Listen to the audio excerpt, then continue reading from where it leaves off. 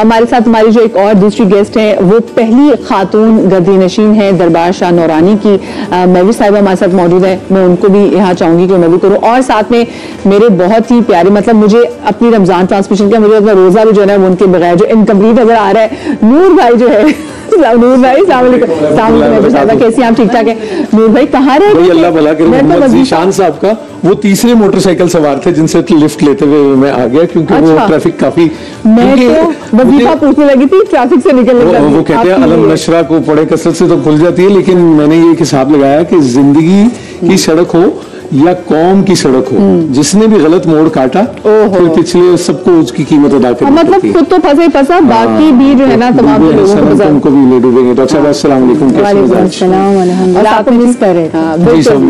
साथ में हमारे साथ मौलवी साहिबा है और ये पहली खातून गद्दी नशीन भी। अस्सलाम वालेकुम, कैसी आप? ठीक है। अच्छा, आपके पास भी यकीनन बहुत से लोग वज़ाइफ के लिए आते होंगे और आप उनको कुरान से बिल्कुल यूजुअली मोस्टली जो लोग आपके पास आते हैं, ये मैं आपसे वैसे अपनी और नॉलेज के लिए जानना चाहूँगी, वो किन मसलों को लेकर ज़्यादा आते हैं?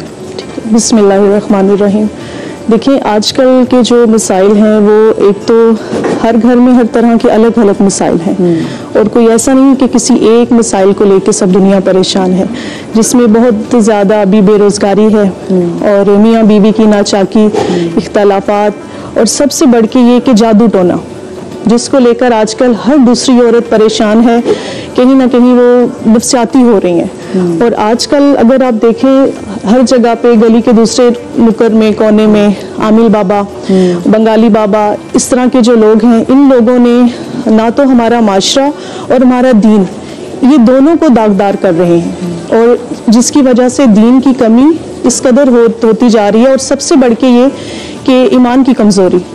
तो ये वो लोग हैं जो एक अच्छे खासे मुसलमान को, जिसका अच्छा खासा अकीदा होगा, उसका भी ये अकीदा कमज़ोर कर रहे हैं। उसको ये बोलेंगे आपके ऊपर जी काला जादू है, अच्छा करवाने वाली भी आपके बहुत करीबी लोगों में से हैं, वो बताएंगे। कुछ पेट लाइन्स है ना, लोग से बहुत जल्दी आ जाते हैं। बिल्कुल, और स्पेशली हमारी खवातीन, क्योंकि वो घर से इस कदर परेशान होती हैं, वो बहुत उम्मीद लेके जाती हैं कि शायद यहाँ से हम लोग बिल्कुल फैज़याब होकर आएंगे।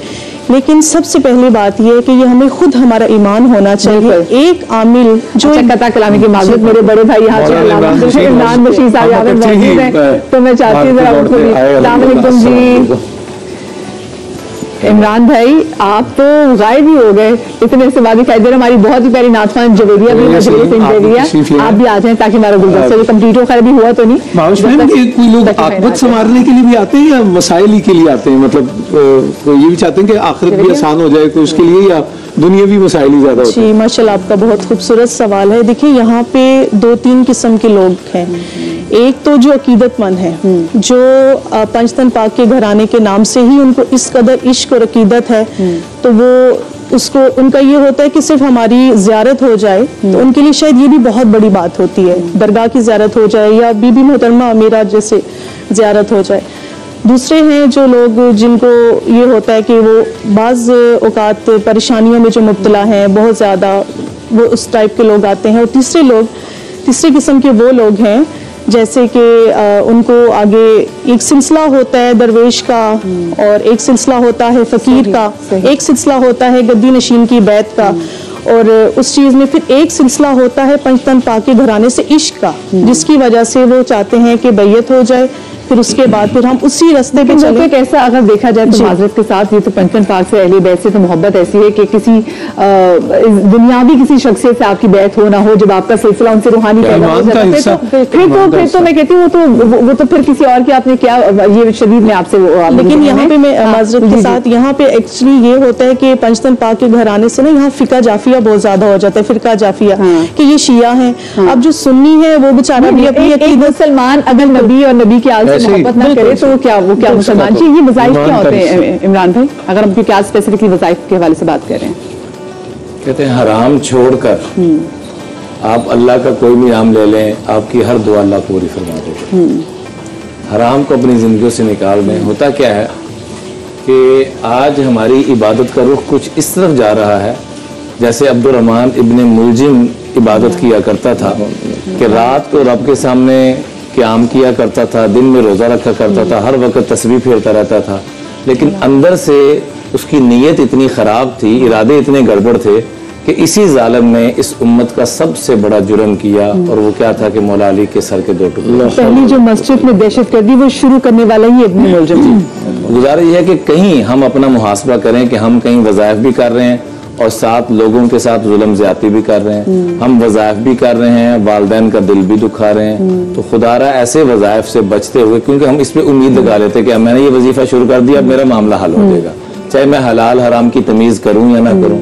सबसे बड़ा वजीफा ये कि हराम छोड़ें, नंबर 1, रिज़्क़ हलाल की जुस्तजू, क्योंकि सही हदीस है कि एक बंदा बैतुल्लाह का गिलाफ पकड़ के, अब इससे बढ़कर कोई जगह तो नहीं हो सकती ना, बैतुल्लाह का गिलाफ पकड़ के कह रहा है या रब मतअमुहु हराम, मशरबुहु हराम, मलबसुहु हराम, वग़ुज़िया बिल हराम फ़अन्ना युस्तजाबु लहु। उसका खाना पीने ठीक नहीं है, लोगों के साथ करप्शन करके, बददियानती करके, वादे तोड़कर, जुल्म ज़्यादती करके, हलाल हराम की तमीज़ किए बगैर, और वो क्या कह रहा है, ऐ अल्लाह। तो फरमाया इसकी दुआएं कहाँ से कबूल हों? ये हुजूर का फरमान अर्ज़ कर रहा हूँ, नंबर 1। नंबर 2, यकीन करें, क्योंकि अल्हम्दुलिल्लाह जुनैद जमशेद मरहूम के साथ ये वज़ाइफ का सेगमेंट आपके इस भाई को अल्लाह ने बड़े साल मौका दिया, कई साल की, चूंकि वक़्त मुख्तसर है, तो किस चीज़ के लिए क्या वजीफा है वो भी अर्ज करेंगे, लेकिन मोटा उसूल अर्ज कर दिया है कि हराम छोड़ दें, और नंबर 2, वालिदैन की दुआएं लें। मतलब रिज़्क़ हलाल और माँ बाप की दुआ भी बहुत बड़ा वजीफा है। अगर देखें मेरी वजीफे बहुत नीचे रह जाएंगे अगर हमने ये कर लिया। आपको मतलब बर्तन पहले साफ करना, तरतीब में पहले वजीफे जरूर करने हैं। कुरान और हदीस में हमें मुख्तलिफ चीजें मिलती हैं, लेकिन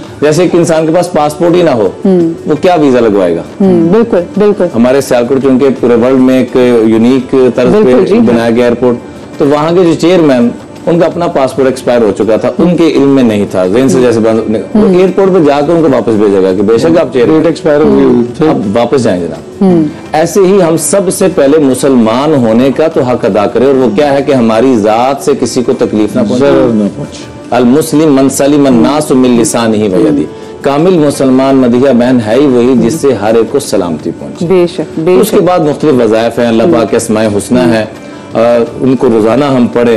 उसके बाद हदीस पाक में जो दुआ मांगेंगे कबूल होगी। ऐसे मैं 5 वक्त का नमाजी होना किसी भी वज़ाइफ के शुरू करने से पहले, जैसे आपको कोई भी बताता है कि जी आपने 313 आदत की, आपने तस्बीह पढ़नी है, कुछ भी आपको कोई वज़ाइफ बताता है रोजगार के लिए, रिश्ते के लिए, उसके लिए किसी वज़ाइफ की पूरे करनी 5 वक्त नमाजी होना कितना जरूरी है? 40 रोज का कहते पहले बाकायदगी पैदा करो। बात यही है, बिल्कुल ऐसा ही है कि आपका तारुफ ही नहीं है और आप ऐसा पढ़ रहे हैं कि जा रहे हैं किसी भी एक लफ्ज को या एक आयत ही को आप गिनती के साथ 100 लाख बार पढ़ रहे हैं और फिर आकर आप कहते हैं फायदा नहीं हुआ।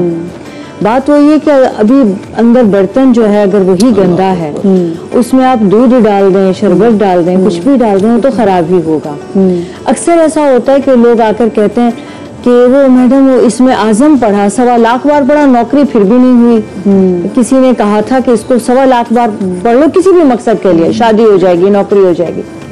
तो मैं उनसे ये कहती हूँ कि बहन मुझे एक बात बताओ, कुरान मजीद में जब हज़रत यूनुस का ये वाक़या अल्लाह ताला ने बयान फरमाया, उसमें तो यही बताया कि उन्होंने एक ही बार पढ़ा था, लेकिन अल्लाह ताला ने न सिर्फ उनकी इज्जत रखी, उनको मकाम लौटाया, बढ़ाकर दिया और फरमाया कि कोई भी मेरा बंदा तड़प कर यूं ही जब ये कहेगा मैं उसे निजात दे दूंगा। यानी कि ईमान कामिल भी शर्त है। ईमान कामिल के साथ साथ वो कैफियत भी।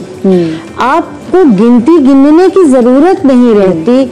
आपको कोई वजीफा, सबसे बड़ा वजीफा तो यही है कि जैसे आप 5 नमाजें पढ़ते हो, आप 5 नमाज किसी को पढ़ते देख लें, मस्जिद में आते जाते आप उसके ईमान की गवाही दे दें। तो जिसका दिल मोमिन है, जिसकी जबान मोमिन है, जिसकी जबान पर अल्लाह का जिक्र रहता है, जो हराम कमाई से परहेज करता है, वालिदैन का फरमाबरदार है, उनसे दुआएं लेता है और किसी इंसान के भी हक तलफी नहीं करता, उसके बाद उसकी जबान में इतना असर आ जाता है। साइमा भी कॉल करी, लेकिन मैं आप दोनों से वैसे ही कहूँ कि अगर कोई कहे कि भाई जे सब कुछ असी करने तो इन्ना ही नेक तो सानू फिर वज़ाइफ दी की लोड़ है। हम तो चूंकि बड़े गुनाहगार हैं और बड़े बेअमल है, इसलिए तो हमें कोई ऐसा बूस्टर चाहिए, कोई सीढ़ी जो हमें ऊपर पहुंचाए। अगर वजीफे की बात करें तो फिर हमें पूरा महीना काम करना पड़ता है और आखिर में तनख्वाह मिलती है।